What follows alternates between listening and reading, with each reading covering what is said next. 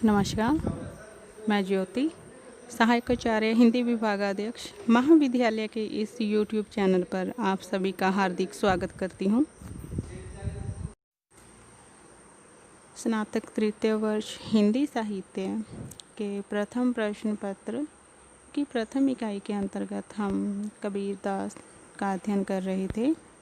उसी श्रृंखला में हम आज कबीरदास के कुछ पदों का अध्ययन करेंगे। इससे पूर्व हमने कबीरदास के जीवन वृत्त और उनके कृतित्व का अध्ययन किया था और इसके साथ ही हमने कुछ पदों का अध्ययन किया है। सर्वप्रथम इस पद का साधारण पाठ। साधारण पाठ कहने से यह तात्पर्य है कि यह पद संगीतात्मक है, संगीत की राग रागनियों में बद्ध है और गेय शैली में है। क्योंकि मैं इसका उच्चारण गेय शैली में नहीं कर रही, तो इसीलिए यह पाठ साधारण पाठ की तरह ही मैं इसका उच्चारण करूँगी। बहुत दिनन मैं प्रीतम पाई, भाग बड़े घरी बैठे आई। मंगलाचार माही मन राखो, राम रसायन रसना चासो। मंदिर माही भया उजियारा, ले सूती अपना पीप प्यारा। मैं रनी राती जिनीरी पाई, हम ही कहाँ यह तुम ही बड़ाई। कहे कबीर मैं कछु न कीन्हा, सखी सुहाग राम मोहि दीन्हा। संत कबीरदास ने आत्मा परमात्मा के मधुर मिलन की अवस्था का बहुत ही सुंदर चित्रण इस पद के माध्यम से किया है। इसके साथ में ही आत्मा को उस मिलनावस्था में किस प्रकार की अनुभूति होती है, इसकी अभिव्यंजना भी इस पद के माध्यम से की गई है। बहुत दिनन मैं प्रीतम पाए, बाग बड़े घरी बैठे आए। आत्मा कह रही है कि मैंने बहुत दिनों अर्थात बहुत प्रयत्न के पश्चात मैंने अपने प्रीतम अर्थात परमात्मा की प्राप्ति की है और मैं बड़ी ही भाग्यशाली हूँ कि मुझे घर बैठे ही मेरे प्रियतम प्राप्त हो गई है। घर बैठे ही यानी कि मैंने शुद्ध अंतःकरण से उस परमात्मा के प्रति अपनी आस्था, अपना समर्पण रखा और उसी का परिणाम है कि मुझे वह प्रियतम कोई विशेष प्रयत्न नहीं करने पर भी बड़ी ही आसानी से प्राप्त हो गया। यहाँ पर एक बात और है कि घर बैठे यानी कि हम कह सकते हैं कि बाह्य आडंबरों में या फिर अपने मन को भटकाव की स्थिति में न रखकर एकाग्रचित्त होकर, शांत चित्त होकर, सच्चे हृदय से मैंने उस परमात्मा की प्राप्ति के लिए अपने हृदय को उसके प्रति समर्पित कर दिया। क्योंकि अब मुझे उस परमात्मा की प्राप्ति हो गई है, तो उसी स्थिति का वर्णन करते हुए आत्मा क्या कहती है? मंगलाचार माही मन राखो, राम रसायन रसना चाखो। कि उस परमात्मा प्राप्ति का आनंद इतना अत्यधिक है कि मेरा मन है वह मंगल गीत गा रहा है, अर्थात मैं मन ही मन उस प्रियतम के प्रति मंगल गीत गा रही हूँ, आनंद विभोर हो गई हूँ और राम नाम रूपी जो अमृत है उसको अपनी जिह्वा से उसका स्वाद ले रही हूँ। मंदिर माही भया उजियारा, ले सूती अपना पीप प्यारा। कि मेरा जो मंदिर अर्थात जो कह सकते हैं अंतःकरण या कह सकते हैं हमारा जो अंतरतम है, तो उसी के संबंध में आत्मा कहती है कि मेरे अंतःकरण में प्रिय के प्राप्ति का जो प्रकाश था वह मेरे भीतर हो गया है। अब मैं अपने प्रिय के साथ रहने का आनंद प्राप्त कर रही हूँ। मैं रनी राती जिनीरी पाई, हम ही कहाँ यह तुम ही बड़ाई। उसी श्रृंखला में आगे आत्मा कहती है कि मैं तो इस सांसारिक बंधनों में बंधी हुई थी और इस संसार में रहते हुए ही मैंने वह अमूल्य निधि से तात्पर्य है परमात्मा की प्राप्ति, अपने प्रीतम की प्राप्ति, या दूसरे शब्द हम कह सकते हैं प्रीतम रूपी अमूल्य निधि को मैंने प्राप्त कर लिया है। और इसमें मेरा कुछ भी कह सकते हैं मेरे खुद का कोई विशेष प्रयास नहीं है या इसमें मेरी खुद की कोई बड़ाई नहीं है। यह तो मेरे प्रियतम की कृपा है कि उन्होंने मुझ पर अपनी कृपा बरसाई और मुझे अपनाया। कहे कबीर मैं कछु न किन्ह सखी सुहाग राम मोहि दीना। पुनः कबीरदास क्या कहते हैं कि वह जो आत्मा है जो कि परमात्मा से बिछड़ी हुई थी, और आत्मा और परमात्मा का जैसे ही मिलन होता है तो वह आत्मा क्या कह रही है कि हे सखी, अपनी किसी सखी से वह कह रही है अपने हृदय की बात कि इसमें मेरा कोई विशेष प्रयास नहीं है, मुझे उस ईश्वर की प्राप्ति हो गई है, तो यह मेरे राम की मुझ पर कृपा है। उन्हीं की यह कह सकते हैं बड़ाई है कि उन्होंने मुझे अपनाया। मैं तो इस संसार चक्र में पड़ी हुई थी, मुझे इस संसार चक्र से उन्होंने मुक्ति दी। इस पद के प्रमुख बिंदु इस प्रकार से रहेंगे। सर्वप्रथम तो कबीरदास ने आत्मा परमात्मा की मिलनावस्था का इसके अंदर वर्णन किया है। द्वितीय, आत्मा को इस मिलनावस्था में कैसी अनुभूति हो रही है, इस चीज़ की या कह सकते हैं इस बात की अभिव्यंजना की गई है। तृतीय, आत्मा को इसमें नायिका और परमात्मा को इसमें नायक अर्थात कह सकते हैं पुरुष रूप में चित्रित किया गया है, और आत्मा को स्त्री रूप में चित्रित किया गया है।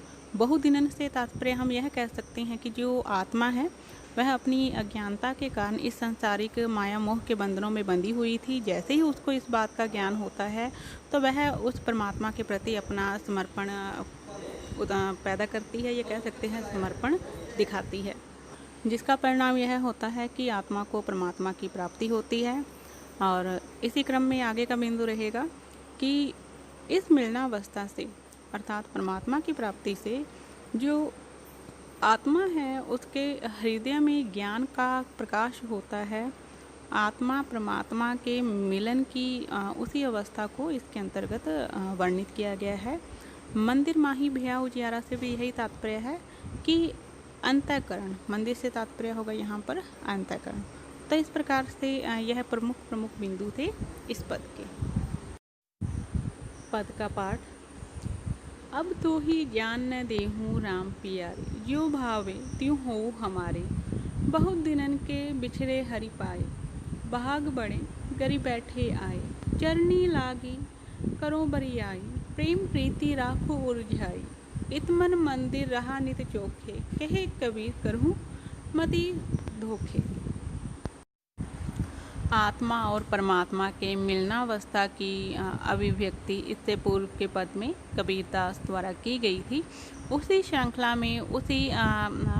में आगे कबीरदास उसी कड़ी में आगे कह रहे हैं कि आत्मा परमात्मा का मिलन हो चुका है, अर्थात आत्मा को परमात्मा की प्राप्ति हो गई है। उस मिलन के बाद की स्थिति का वर्णन करते हुए कबीरदास कहते हैं कि वो उस आत्मा की क्या अनुभूति है, वो इस मिलन के पश्चात क्या अपनी कामना रखती है, उसी की अभिव्यक्ति इस पद में कबीरदास ने की है। आत्मा अपने प्रियतम परमात्मा को संबोधित करते हुए कहती है कि हे मेरे राम प्यारे। राम शब्द का प्रयोग कबीरदास ने परमात्मा के लिए यहाँ पर किया है। यहाँ पर एक बात ध्यान रखने वाली है कि ये राम दशरथ पुत्र राम नहीं है, बल्कि निर्गुण निराकार राम है। तो यहाँ पर परमात्मा के लिए राम शब्द का प्रयोग किया गया है कबीरदास द्वारा। तो आत्मा क्या कहती है कि हे मेरे प्यारे राम, कि अब मैं तुम्हें अपने आप से विलग अलग नहीं होने दूंगी। जैसे भी हो, जैसा भी तुम्हें अच्छा लगे, मैं उसी प्रकार से तुम्हारे साथ रहूँगी। अर्थात मेरा यह जो समर्पण है पूर्णतः वह आपके प्रति है। बहुत दिनन के बिछड़े हरि पाए, भाग बड़े घरी बैठे आए। कि मैंने बहुत दिनों के पश्चात, अर्थात आत्मा और परमात्मा दोनों मूल रूप से एक ही हैं, परंतु आत्मा अपने अज्ञान के कारण अपनी कह सकते हैं इस संसारिक माया मोह के चक्रों में फंसकर उस परमात्मा से अलग रहती है, या कह सकते हैं दोनों में पृथकत्व का भाव रहता है। तो उसी कारण आत्मा क्या कहती है कि हम बहुत समय से बिछड़े हुए थे, अर्थात मैं संसारिक माया मोह के बंधनों में लिप्त थी। अब जैसे ही मुझे इस बात का ज्ञान हुआ तो आप मुझे प्राप्त हो गए हो, और मैं बड़ी सौभाग्यशाली हूँ कि मैंने घर बैठे ही आपको प्राप्त कर लिया है।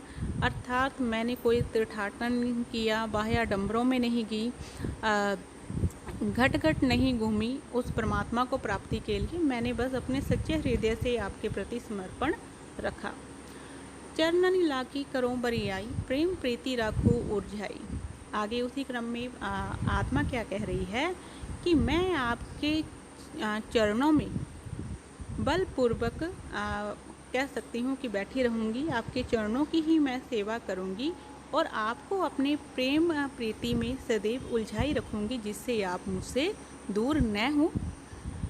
इत मन मंदिर रहा नित चोखे, कहे कबीर करहूँ मति धोखे।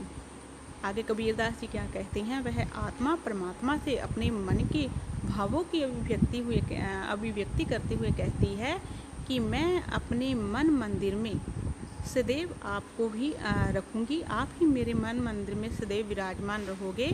तो आप मेरे इस समर्पण को, इस प्रेम को समझिए और दूसरे लोगों के द्वारा जो जाल बिछाया गया है उस जाल में आप न फंसे।